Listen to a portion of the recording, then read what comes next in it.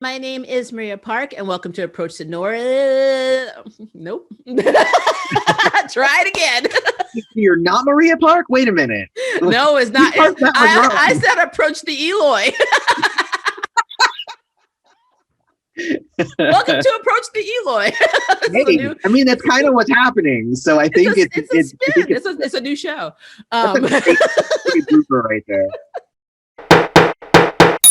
Hey guys, my name is Maria Park, and this is Approach the Nerd, and I'm here with my boy Eloy from the Turnout. And I'm also going to plug his new channel. He has a few channels actually, but I'm going to plug his new music channel that I just learned about, Slay of the World, because he put some of his new tracks on there, and his album's going to be dropping. So you should drop with it, and then subscribe and buy it, and make those subscribers go up, and those like counts go up, because you know how we are. Strays of the world. This guitar is not just for show. I actually played it. I'm glad because I thought it was a prop, but that's fine. Today we are here to talk about the Netflix original series based on the comic Jupiter's Legacy. All 8 episodes, and Maria here is going to be very cautious not to spoil anything because I have read the comics. And I've read the second season, or part of the comics recently after the show dropped, because I wanted to know what happened, because I'm just that person. So I got a lot of spoilers in my head. So I got to be careful, because if they get a season 2, I don't want Eloy being like, Maria. and Maria already knows that I am the opposite of her in that I hate spoilers. So you like being I surprised. Appreciate that. Yeah, you like being surprised. There literally is only 2 things I'm going to mention that really are not instrumental at all to the plot and will not give anything away, and that's just 2 characters that were not included in season 1 that surprised me. But outside of that, I'm not going to tell you why. At least with the son, I'm not going to tell you why. I'm not going to, it's just not going to be as dumb. So let's talk about, what did you think of the show overall? So let's go with overall thoughts. Okay, so overall thoughts is I thought that it was a pretty solid show. I felt like it was examining a lot of the tropes of kind of classic comic books, but also trying to bring it into the modern day. I also feel, though, that there were a lot of things that were left unexplained, like just lots of mysteries that I'm like, but why? But why is that a thing? Kind of like the code, the whole code of like not killing. And I'm like, that's a really interesting discussion, because that's something that, like Superman and Batman, and they have that, they have that code. And as a hero, when you have lots of power, it makes sense. Like, you need to have a code to live by. But I don't even, and maybe I'm misremembering, but I don't even remember there being like an inciting incident that stopped the bad guys from following that same code. And like, why would they be following that code in the first place? Also, where did supervillains come from? So it's like there's just, so as soon as you start asking one question, it makes you ask another and another and another. And like, and was Black Star the only prisoner in that giant prison? Why did we not see anyone else? It's like it did seem like he was the only person that everybody was guarding. They had almost like special forces outside, like this military grade, like high security prison with this one guy. Exactly. But honestly, it felt like it's running in the same vein as a lot of our more modern day superhero media that we've had, is where they're taking older ideas and trying to make them a little bit more brutal and a little bit more realistic. So like Invincible, like The Boys, taking these cliches and saying like, this is what would happen in real life if that was a thing. And that's not a bad thing. I feel like it didn't necessarily carve out a niche that was 100% original. Like, it really did feel like this show got made because The Boys was popular, and not necessarily because it is strong on its own, if that makes sense. Yeah. So those are my initial thoughts. I enjoyed the show. So I will say the first 2 episodes were a little slow for me. As soon as they started talking more about what was happening in the world and kind of exploring the younger characters, I got way more interested, and Hutch, in my opinion, is basically the best character ever. So I love Hutch. Yeah. yeah. He's the best character for me in the comics too, but I can't say why. But Okay. so I'm gonna leave it at that. But no, I agree with everything you said. The only problem that I had is the pacing between the flashbacks and the modern days. Yeah. It just seemed to go back and forth too much. I would prefer it if they spent the first 2 episodes dealing with them, like their journey to go to the island to get their powers. Because in the comics, and this is not a spoiler, everyone knows this, we never got to see them on the island. Right. We just know they went and they came back with powers. That's literally all you got. It's like they went on this magical journey and then for some reason they flew back. They were who they were. But at least with this one, you got to see some of it. Kind of the thing about the whole flashback thing, I think it was good, right? Like it was fine to get kind of a background on how all these characters came to be and all of that stuff and their journey. I felt like it sucked up too much of the time, kind of like the later seasons of Arrow, where it'd be like, are we still talking about this damn island? Are we still the island that you were only on for 24 hours with your visitor's pass? So it felt like that. It felt like they really it also felt like it didn't necessarily add a ton, right? It added some kind of background to some of the character conflicts, but really it was, we found out here's the summation of all the background of all of the flashbacks. His dad killed himself in front of him because of the market crash.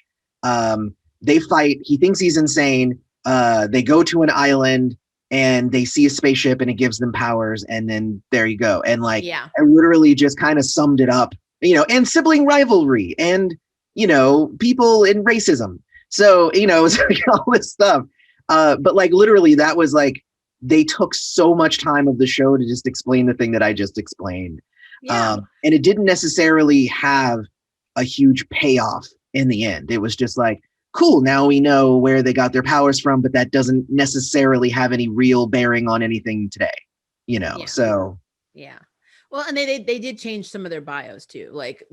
With the whole thing with Lady Liberty, with Sheldon and her getting together. They made it seem like she was this badass Lois Lane type reporter, but she actually in the comics, and this is just a retcon, so this is not a spoiler, she went to school. She went to college with Sheldon. They were friends in college. Oh, okay. And the fiance that we see him with in the show, he actually ended up marrying and then divorcing later. And then him and Miss Liberty get together and get married. Yeah. So we didn't get any of that. So in the show, if you really think about it, they went from her thinking, that he was an a-hole and his dad was embezzling, to her thinking he was crazy, then being a little supportive because she wanted to get the hell off the island. And then they were married. There was no real story on how they actually got together at any point in time. They were just married and it was in the future and their kids were grown. And honestly, they don't necessarily even have that great of a relationship. So it doesn't seem like it, no. To me, it honestly feels like she probably got married to him so that she could have children. Or because another superhero power person could understand her. And she would have to hide who she was. I was thinking it might be just because maybe something happened and maybe she could only have kids because she was the only woman to get the powers that way. Yeah. So maybe something happened and the only way she could get pregnant was with him. I mean, it could be any number of things. I like the way, that's interesting that she knew him in college and stuff, but it's interesting because they seemed like they were going in the hard-nosed reporter, really great reporter kind of direction, and then she just got fired. So she could have been Lois Lane, but Lois Lane, you can't fire Lois Lane because she's that good. You can fire Lady Liberty. So it's Well, so, I just thought it was really interesting, the whole transition. And I know they're trying to do something different, which is why some of the things that I think might be spoilers may not even make it into the show, but I just don't want to say anything about them. But I just thought their bios, and this takes away from, for me understanding these two characters in the future, because she did say, I used to be a curious, inquisitive person, and somehow I lost me. She literally said that to him. Yep. So she became very submissive to Sheldon, but we don't know why. What was it that made her that way? After they got their power? I feel like there's a reason why he was the one to see the spirits. There's a reason why fate aligned for everybody to say yes to him. And I think that same power is likely still in effect. And I feel like it's in effect for everybody. So I think, because everybody's got, like, all of the main characters have flight and like a little bit of like speed and strength, and then Some have other Walt, stuff. and then Yeah. Walt has mind stuff, and then Sheldon has eye beams, and stuff like, so everybody's got the base stuff and then something else. And I Right. feel like maybe it wasn't defined, but it honestly felt like that was one of Sheldon's powers, was just, and I think Walt even said it at some point, like, you just have something about you that makes people listen to you and do what you say. And I feel like that's something that Sheldon has, which is why he's like, I feel like we should do the code. And everybody's like, okay. And it was just Yeah. wait, no discussion at all? That's crazy. Yeah. Well, that's what's so interesting to me too. If we're going back to the island, when they get to the big door that they all have to put their hands on. Because again, this never happened in the comics. It's all Netflix original. Walter should have been seen for the manipulative little bastard, by the aliens. He should have never been deemed worthy. Yeah. Because his intentions were always messed up. Him and his dad were shady from the beginning. They were taking the pension fund and investing it into properties and things like that. So what? And like, if you think about it, they all had their hands there, and all of them had, like, it all lit up. Because obviously, Miss Liberty and the Flair aren't going to have any issues with Sheldon, because they don't really know Sheldon that way. They just think he's nuts, So none of the other ones had issues. Only Walter and George, and then Walter and Sheldon had issues. And they got over those issues like that. It's like, this takes years of therapy, but yet they put their hand on it. And it's like, the alien's like, you made an effort. It's cool. Just go on in. I think too, I think it's a different story. Like, there's years of therapy because there's time. But if you're like in a life or death situation and it's either forgive this person or die, some people would just die because they're just incapable of forgiveness.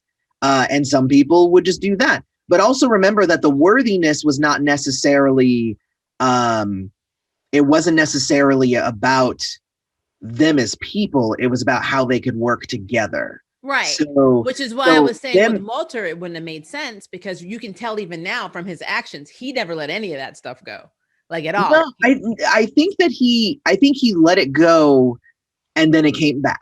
I think that's how mentally, the mental gymnastics here, right? I feel like he let it go because he was realizing, like, okay, this is something that could solve these issues. So I'm going to let these issues go and move forward. And then he's like, oh, it's the same stuff. It's still, okay, no, I guess I'm going to be bad now. But also, I will say kudos, because this show really made me think that the character with mind control was not going to be the evil character. And then it ended up that it was the evil character. So they actually did get me. But because I go into any situation just knowing that if you have a character who can read minds or a psychic or whatever, they're the bad guy. That's just how it works, because it's by its nature an invasive power, and to basically use it is, removes people's consent and is kind of on the evil side. Yeah. So I just assume that every character with mind control powers is just evil. And I was like, whoa, this is like a hero and he's doing good stuff and he's got mind control.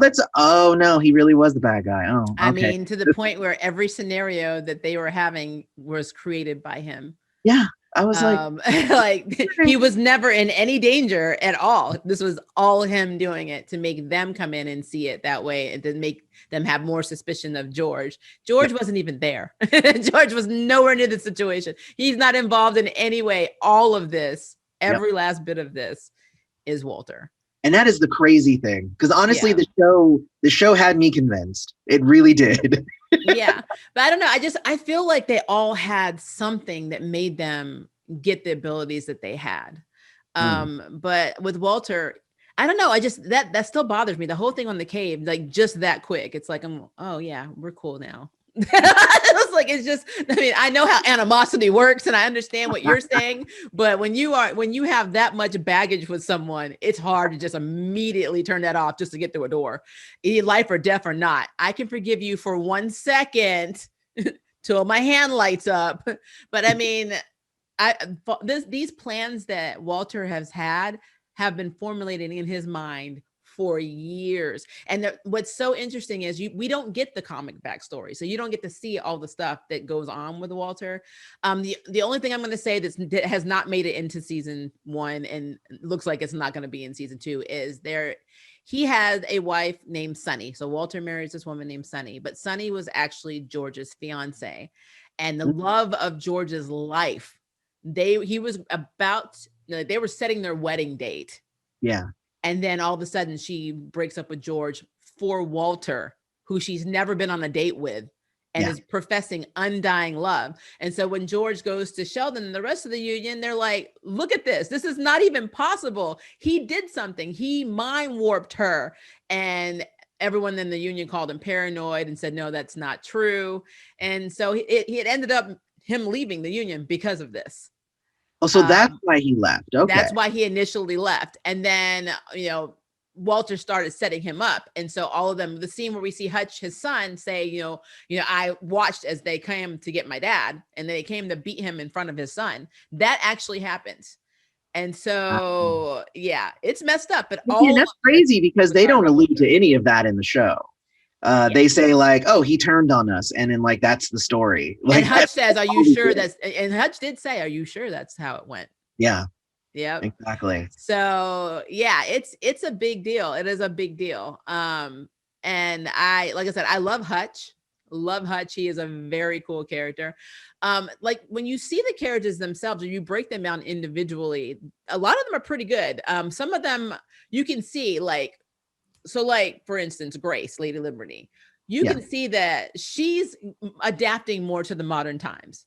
Sheldon is not adapting to the modern times. Sheldon's still stuck in the 50s. He's like, everybody has an honor code. Villains know how to kill. They only want to make a profit, or they only want to get their one thing done. But they know once they're defeated, they don't kill. And everyone keeps trying to tell Sheldon, especially the new generation of the union members, are like, we are effing dying out here because you're not letting us kill them, but they have no qualms about killing us. What are we doing about this? Oh yeah. And that scene where what was her name? Was it something Ghost? It is. I can't remember her superhero name. Ghost Beam or something like that. It was here. I'm looking it up here. Yeah, Ghost Beam. It was Ghost Beam. Hey, Ghost Beam. Yeah. Right. So it's the sweetest character who was friends with Chloe. That's Sheldon and Claire's daughter. When she goes to take down a villain who she could have taken had she been able to kill him, she stuck to the code. She was a big supporter of the code, big supporter of the union, believed in it. She swallowed the Kool-Aid 100% and ended up having a hole blasted through her and dying. Yeah. And as she was dying, told Miss Liberty, I didn't break the code. I'm like, ah! And Miss Liberty almost broke it. She beat the holy hell out of that guy and almost killed him. Oh, I thought she did kill him. No, she said that he was still inside. Well, I thought it was. No, I don't think she killed him. I think because when she walked out and told the police officer, she said, "You'll find him inside." And I don't think she broke it. She came close to breaking it, just like Sheldon came close to breaking it. Yeah. In the jail, his eyes lit up because he had it. Black Star had his son. He was like, you know what? He said, let's see. He even taunted him. He's like, let's see how much you believe in this code when it's your own kid, basically. And his eyes were lighting up. And had somebody else not intervened, he would have killed him. Yeah, or not, because there was a lot of hesitation, and that's why after that conflict, he's like, I wasn't going to let him kill you. He's like, yeah, I know, sure, okay, yeah. There, like I said, there's a lot that's going to happen with him and Brandon in season 2, so we're gonna leave that right there. But honestly, that I think the whole. The interesting thing again about the code being kind of the central piece for the whole season, and is that it is a really good discussion to have, and it's an interesting kind of set piece here in the setting, and it really kind of puts people on one side or the other of the line and stuff. But again, there aren't any real clear idea as to how this idea just permeated everything. Like So I get it that if you're a member of the union, you have to follow the code. Like I get that. Like that makes perfect sense. But why wouldn't the bad guys have just been killing in the first place for generations at this point? Yeah, I You mean, know, you I made some would, valid points. Why aren't they killing? How did they get their abilities? yeah, We know some of their abilities were made though, like the chick we saw at the beginning, whose name went out of my head, that Brandon was fighting. yes. She She had like a made her suit own or whatever, weapons. right? Yeah, so I know some of it's more science based, not But then actual like Hutch's powers. But friends, like one could shoot ice and another one could do a bunch yeah, of stuff. Like, where did they come from? where did Like, they get their abilities? Yeah, that I mean, that's a good question. That is a good question. And they are actually canon characters too in the comics. They are not made up for this series. They are 100% real characters in the comic books. nice. But I think it's interesting. I mean, because you're making valid points. And like as for the code, I mean, I get Sheldon's point of view because technically Sheldon does two things that are interesting. He is very compulsive. He's obsessive compulsive once he has an idea in his head. And seeing his dad jump off that building in front of him and not being able to stop it messed him up on a level that is supernatural. And then the person he chooses to talk to about it is not his brother, is not his friends, is not his wife. He goes to Dr. Jack Hobbs, who is basically a super villain that he put in prison. So we know he's in the prison too. Yeah. He goes and sees him every week. He sees him on a weekly basis. And you hear Hobbs saying, you know, that this is literally all your psychosis. Basically, you're not dealing with any of your feelings, and that's why all this stuff is happening. And he's like breaking down, you know. And I kept thinking to myself, if Hobbs escapes, he's got all the ammo he needs to take you out because he knows how you think because you gave him all this ammunition, you know. And I like that's when you think about Sheldon on those lines, he would rather see a supervillain in jail that he put there than actually somebody out in the real world. So he's not operating in the real world. He's not adjusting. So it's interesting. Yeah, And, no, that makes perfect sense. Yeah, Because unfortunately, it's going to cause some stuff. Yeah. Yeah, he's stuck and he can't move forward. He can't accept that things are changing. But again, the show doesn't really give us a good reason as to why things were changing in the first place. They don't. I mean, we know that with time, things get more aggressive. There's more violence. There's more protests. And we do know, if you think about the transition of time, they did have an honor code in the 50s, like a lot of the gangs and stuff, like the Al Capones. If you watch any of the like the Goodfellas, and that we know that they had a code. They didn't kill other people's families. They didn't do all this crap. So there was a code when they were first standing. So I guess from their point of view, even though they were villains, they had honor. They had an honor system. Right. And now here we are in 2021, and they're like, F that. I'm like, you come for me, I come for you. Let's see who's left standing. Take the earrings off. Let's go. Yeah. Hey, I mean, well, and that's the thing. Again, it's like, it's different too. If you're the only 6 people with superpowers, then you have to hold yourself to a code. Yeah. And it's, you know, because you know how much power you have and you have to keep yourself in check. But as soon as you get people with powers who are not holding themselves in check, then you can't just keep playing by the same rules. You know? I agree with that. I also wish we got more backstory exposition on some of the younger generation. Like we saw them when they were getting like killed. You know, we saw the Flair's daughter, Flair 2. We don't know who her mother is or who the wife. We never got to see Flair's life outside of being, you know, the token minority basically on the team. Yeah. I mean, it's sad. We got to see his grandmother and his father. Yeah. Or I guess, I don't know if that was his father or his grandmother and grandfather. You know, that's a good question. It probably was his grandparents because that's his wife. So yeah, I don't think we saw his father. But we got to see his parents when they were working, you know, for Sheldon's family or grandparents and him. But we really got nothing else. We knew he liked to read books. We know that he figured he could have gone a lot farther had he not been Black in the time period he was in, which is true. And then all of a sudden he's a scientist and a doctor and all this stuff. You know, he's got all these credentials. And they didn't explain like why he's in a wheelchair. Yeah, you know, we know that there was something happened in an accident and he got injured, and so he's not able to be effective, I guess, anymore because he's in a wheelchair. Which does that mean the union discriminates against, you know, handicapped people? But also, does that mean that he can't just fly? Because can't they all fly? Like, yeah, I don't trust me. I was thinking about that too. I don't understand that either. That's if they can all fly, he doesn't need a wheelchair. But that's, we don't get like that whole like who are all these other kids? Like we know they have to be somehow related to, but they were only originally the original These um right. union. Well, I don't even think they were calling themselves a union at the time. I guess they Huh. were. But so then where are all these other kids coming from and having all Exactly. so it's interesting. They're Yeah. coming from the same place all the supervillains are coming from, which is like what is somewhere. happening? So yeah, Yeah. that's why I would have loved to. I literally think for me, since they only had 8 episodes, it would have been good to have like the first episode or the first 2 episodes focus on them getting their powers, and then the rest of the episodes focus on what's going on with the union.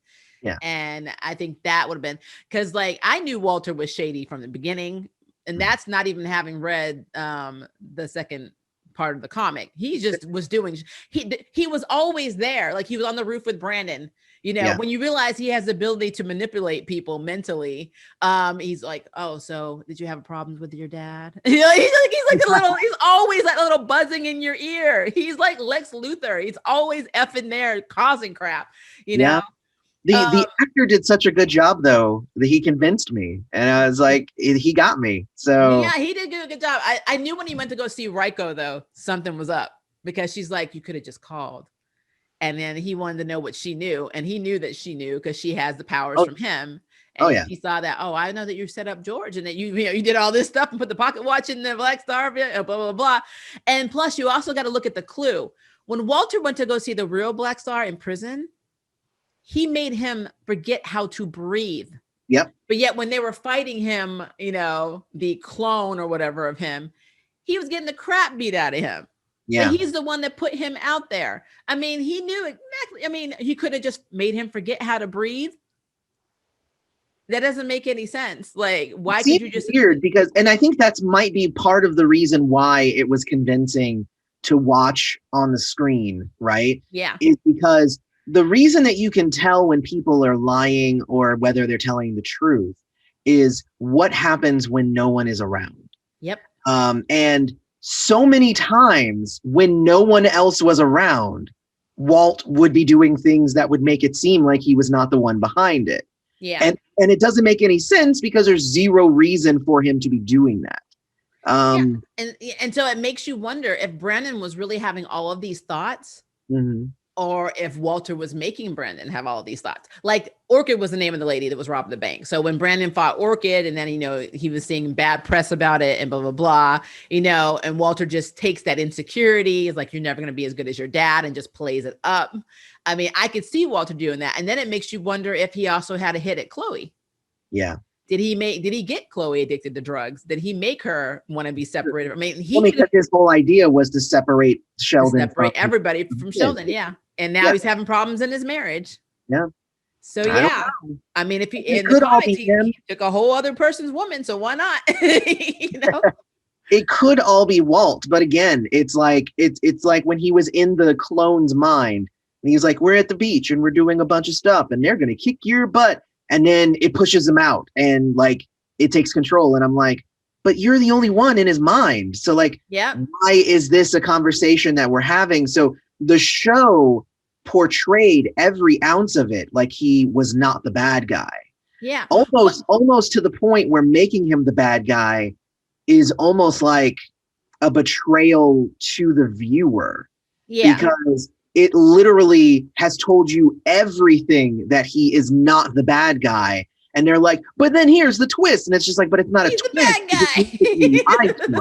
Like, no, you're right. Well, then think about when he went into the clone's mind, and apparently he had like a window of 2 hours before the synapses completely wasn't held open anymore, and he's trapped. Well, he's fighting George, and George is like really doing damage. And then Miss Liberty goes in, and they make, he restrains Miss Liberty.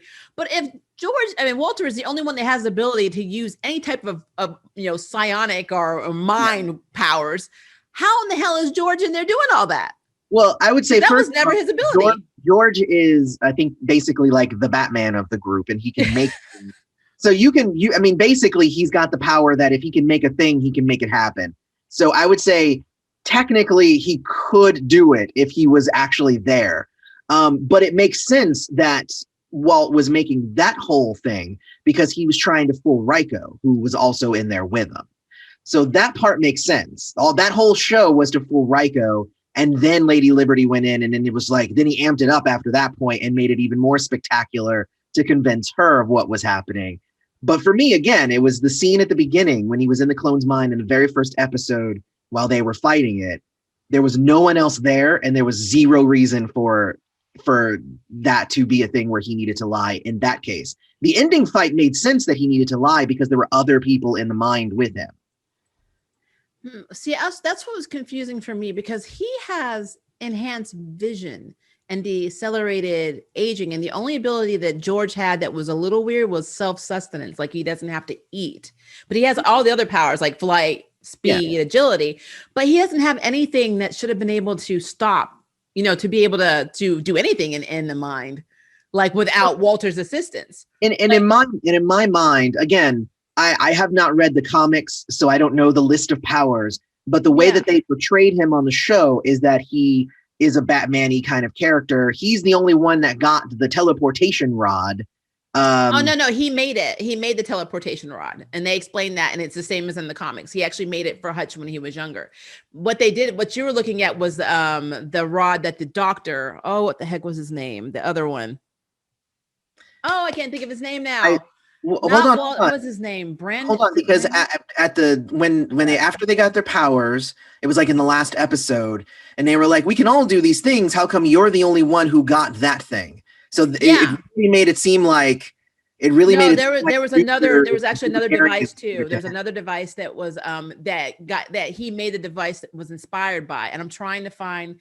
It was the gentleman who had the boyfriend. They never really came out and said he was gay, and he ended up being one of the ones that got powers, who was on the ship with them. He's the one that who made this device, because that was his ability. He was able to, and he was a scientist and an inventor. Right.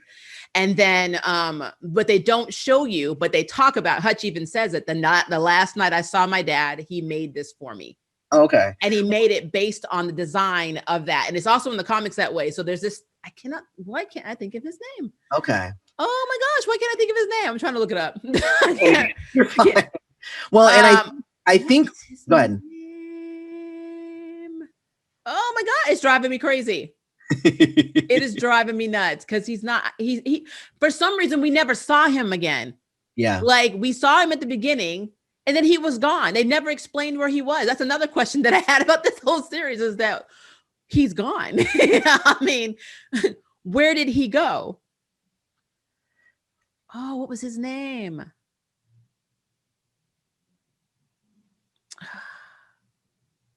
Wasn't it Blue Bolt? I think it was Blue Bolt. Blue Bolt.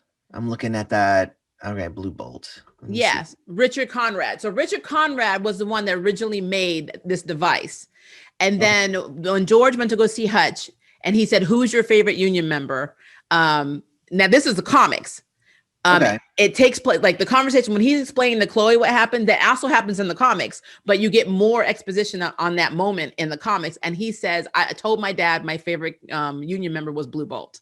And so he actually made this device for him before the guys came to beat the crap out of the Union, came to beat the crap out of him in front of him. Interesting. And what's also interesting is that George knew they were coming to get him. So yeah. And what I'll do is I'll find it and I'll show it to you. But yeah, that's he made it as a model because his son Hutch basically told him, "You're not my favorite. My favorite is Blue Bolt." And that's what he did. Like Hutch had inherited, it seemed like all of them had like very obvious powers, and it seemed like Hutch's power was that he was a gadgeteer, which Hutch has no powers whatsoever. Well, he's the only one that did not inherit powers from his father. It's a thing, right? Because it's kind of like it's kind of like the X-Men, right? You have Kitty who can walk through walls, and you have Cyclops who can shoot beams, and then you have like Forge, and it's just that like I'm really good at making stuff. And that's not a power, but it's a power. And now remember his father, they downplay his intelligence, but he's actually very, very smart. No. I got that. He's very smart. So yeah, he is smart like his dad. That's how you become the gadgeteer character, is because you're smart enough to make your own things. Yeah. And in the comics, like I said, Hutch's, they made him biracial in this one. He was white in the the comics. And I remember him saying in the comics, he's like, you didn't get my powers because your mother's genes were too strong, but you got my good Irish hair. And I remember him saying that in the comics. I know he's blonde in this version, but yeah, I thought that was really, really funny. You got Well, you got those Irish genes. I really dug the actor who played Hutch. I think he did an amazing job. And I that thought was Ian Quinlan. I've seen him somewhere before, and it drives me nuts. I'm going to figure out where I've seen him. He played an amazing kind of cocky anti-hero. Well, I know he was in Gotham, but I've seen him in something. Was he? Yeah, he was in Gotham. He played Carl Pinkney, and I don't even know who that is. Carl Pinkney? Yeah, in Gotham, he played Carl Pinkney. What is that name? That name is registering some bells for me. You think I would know it? Is it a villain? He was in Orange is the New Black for 2 episodes. Carl Pinkney, Gotham fan. He's a member of. So he was in Strike Force. Okay, I don't think from what I can see, he's not comic accurate. He might have been created, but that may not be true. I have to do further digging. There's so many comic characters that could be there, and you just never know. And some of them were just created for TV. So, but I loved the character because the teleportation thing became like it was basically his ace in a hole. And honestly, the way that they portrayed it when he was first put into the show, that was where it started to get interesting for me, was when he showed up. And I think that was episode 3. I like his connection to it, that it only works for him, which is obvious because his dad made it so only his voice command is by him. But he doesn't have to be holding it, which is pretty cool. Which I thought was really cool. When he said like shark-infested waters. I was like, oh. Big Man's heart was the one that got me. I was and then it basically explained why, like, Big Man is like, I'm gonna do. He's just like, whatever, just what do you need me to do? Because he knew that he could take out the dude at any moment. Like, it was such an interesting character, and I dug him a lot. Yeah, and I like I said, you're gonna like Hutch a lot in season 2 because I imagine so. I mean, I already like him a lot. So yeah, but Walter, I just Ryko. Let's talk about Ryko. Now, first of all, anybody who knows me on this channel knows that I'm a big DC comic Lady Shiva fan. And even though Ryko was only half Japanese, she's not full Japanese, I understand. This girl was the embodiment of Lady Shiva for me. When she was in Tokyo and was taking out those guys, I was like, what? Now, speaking of that scene, which goes back to Walter very quickly, which ties into something else I have a question about. He did not want Ryko to be there because he realized that she has his abilities. Right. She could see what he was doing. What if he was going to end up killing her, which I guess he didn't want to kill her. I guess it was a last resort. Yeah. Why didn't he just keep her frozen and then have an assassin cut her down and said, oh, something happened and my daughter died. She can't come now. It seemed like a really good way of stopping the problem before it became a problem. You know? I think it is what you said, because I think that he was trying so hard. And again, I think that was why the show was so spectacular in that final battle in the clone's mind and all that stuff, because he needed to convince her that it was real. Yeah. And I think then in the end, he realized, I didn't do a very good job convincing her, so now I have to take her out. But yeah, I think that the way that he approached it was, maybe we can like try to make this work. But then you actually are smarter than you should be, so now you have to die.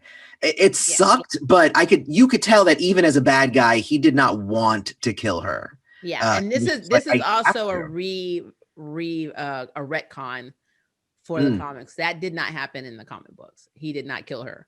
That makes sense. And in a lot of cases, in comics, even if he did kill her, then she'd be brought back or whatever. Yeah. Like, you know. And honestly, with her abilities, I was surprised that he had that much, because I felt like she'd be the one character that could kind of counteract his mental abilities enough to at least escape. Yeah. Maybe not take him down. So that's one of the things I found. I'm like, okay, I just saw this lady get into people's minds, and she's psychically strong, just like him. Plus, she's also an assassin.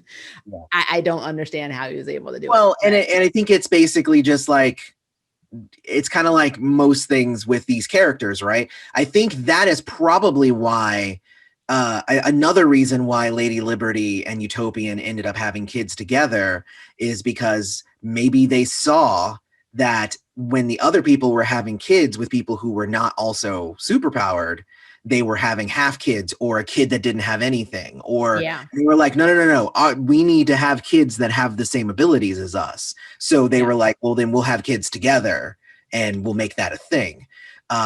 So that could be another reason why, but on the whole, Superman's always going to be more powerful than Superboy, which in this case, Walt's always going to be more powerful than Ryko because I'm the originator. I've been doing this for much longer.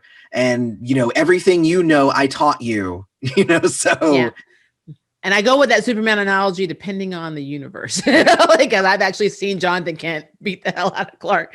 But no, I get what you were doing with that. I guess I saw where you were going with that. So yeah, I do agree with that. But no, I get that. Well, like something else that I think is interesting in terms of Sheldon is that Sheldon is not just dealing with the issues of his ideals being too like rigid on his team or with his team. Yeah. He's also dealing with it at home, and he's also dealing with it in the public eye, because now all the people are like, so you're just not going to kill anyone, so all these villains can just come kill us, and you're just going to be like, well, we'll just catch him and then bring him into justice. Then what good are you? Yeah. And I find that interesting because if you look at comics as a whole, yes, the Justice League has struggled tremendously with that concept of not killing, and some of them have messed up. Avengers don't have that. Avengers are like, well, I'm like, yeah, we killed your ass. I'm sorry. Like, you shouldn't have done it. I mean, we tried to take you in. You said no. So, I mean, it is what it is. Moving on. Well, I think and that's basically the compromise, right? The compromise is, if you can take them in, definitely do that.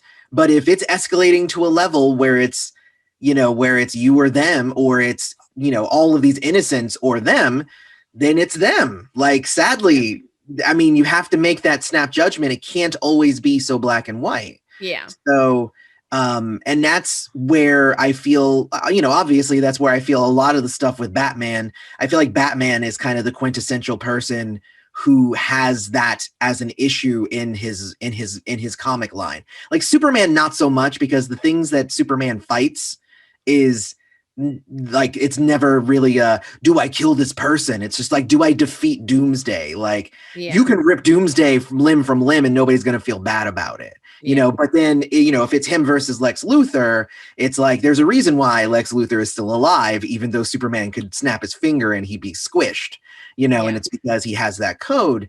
And you've seen all of the terrible things that Lex Luthor does. But Batman is kind of like, he doesn't have just a Lex Luthor. Like, every single one of his bad guys is and the closest I think would be probably Joker is probably his main antagonist. Well, yes. Never killed that. Well, but what definitely kill the clown. But like, Superman fights Lex Luthor and then alien invasion single-handedly, so but Batman is fighting people. Yeah, but so do you agree that technically, if you look at Sheldon's character as a whole, he's a hybrid between Batman and Superman? He has Superman's abilities, but he thinks more like Batman in terms of. I would think that that's the case. I would think that that's basically where Sheldon kind of falls, and I mean, but that's like not really a good thing. No, it's not. Because it's not a good thing with Batman either. I remember him getting so upset at Hal Jordan when he like lost it and like started killing these villains in this town. He's like, you're irresponsible. And then Jon Stewart came back and said, okay, hold up. You let a clown terrorize the people of Gotham and kill and then put him in jail. And he breaks out a week later and then you do it all over again. Who are you to tell anybody a damn thing? So it's like, there's basically all that animosity between a lot of the heroes sometimes, because we all know Batman has a contingency plan for every member of the Justice League, but does nothing about the main villains of his, because he doesn't want to becm the darkness. He doesn't want to kill. Yeah, but that's the thing, right? That's the thing about the code, is that it's not necessarily for society, the code. It's for you, right? It's because as soon as you take one life and as soon as you take another, then you take another, and then it's easy, and then you're just killing everybody, and then it gets ridiculous. And that's where Batman is. Like, if I kill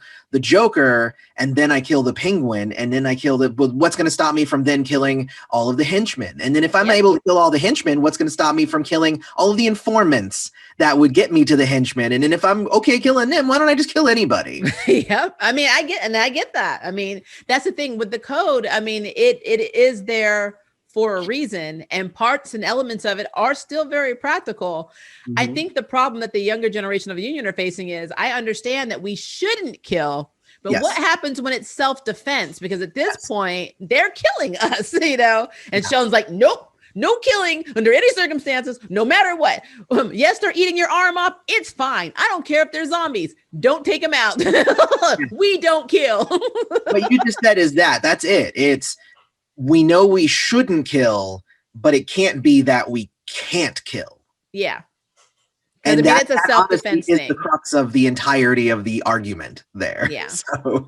Yeah, I think it's interesting. And I think that is, let's just put it this way. The code, in my opinion, is one of the biggest antagonists of this series, not just Walter. And I think because of this code, it's led to and has led to and will lead to a lot of unnecessary issues in this series. Let's just put it there. I'm going to stop there. But yeah, I think this has been a very good conversation. I like this review, Eloy. I like your perspectives. Really quickly, what do you think is going to happen if we get a season 2? Like, what do you think is going to happen? Who the main antagonist is going to be? We know Walter is definitely on the list, but what do you think is going to happen overall? No, I think, honestly, second season is probably going to focus more on Hutch, or this is my hope at least. But I think we're going to actually get to meet the actual George. Not the George that we saw in the Mind fighting and stuff. I think we're going to actually find out where George is and find out more about the whole backstory, and probably learn about the whole, wife, fiance that was stolen and stuff. We'll probably find out a lot more about that stuff. So I would say that I think George will end up being somewhat of a bad guy, because I feel also that there's a thing about when you color somebody a bad guy, it can actually make them into a bad guy. So it is going to make George into the bad guy, even I think even after Walt is revealed, because at that point George had already done so many bad things. You know what I mean? Yeah. So that's what I see, at least. What are you thinking? I can't give you an overall opinion because it would be spoiling the comics, but I will say I do have a very good feeling that Hutch will be very, very instrumental in season 2. Without spoiling, we all know that Walter's going to do a lot more than he's done. He's already shown that he is behind the deck of evil cards. So he's playing this game out to the fullest. Yeah. But the question is, and this is not a spoiler, will Walter regret this decision? That is, they are retconning a lot. They're not taking everything from the comics, so they can go a different direction. Yeah. And so my question is this: everything he's done, everything he's accomplished, and it will accomplish, will he regret it? My answer to that will likely be yes. Like, again, because I feel like they're trying to take these concepts and put it into the reality. Yeah. And, even after, the motivation for him is that he's jealous and all of this stuff, and he wants to bring Sheldon down a peg. I mean, eventually he's going to get exactly what he wants and then realize that it does not change anything for him. So I like that. I will be down if that's what happens. Yeah. I hope they actually retcon some things that happened in the second part of the comic, because it's not good. But I will say this: I do like Hutch and Chloe, even though they're both dysfunctional as hell. I like their relationship, and if they stay true to the comics, because this has no bearing on the plot, then their relationship gets even better in season 2. So. There's that. Yeah, overall. It was a pretty good show. I enjoyed the show. I mean, we already talked about stuff that we thought could have improved the show. We've talked about our theories. So I think that's all we could say without going further into spoilers, especially on my end. But yeah, Eloy, thank you so much for doing this video with me. No, I it's always been love a bit. having Awesome. And again, check out the Turnout. And then I am going to put his music, Slay of the World, is going to be linked in the bottom description of this video. So please like and subscribe and buy the album because it's going to be amazing. And yeah, until next time, guys, make sure to check those notifications. Please click on the notification bell because when you don't click all, you don't get all the notifications when videos post. And people don't know how to find us. And we need people to come to the house. Come on. Anyway, talk to you later, guys. Bye. Bye. Thank you for watching my video. I really appreciate it, but hey, the party doesn't have to stop now. Click on one of these videos and keep it going.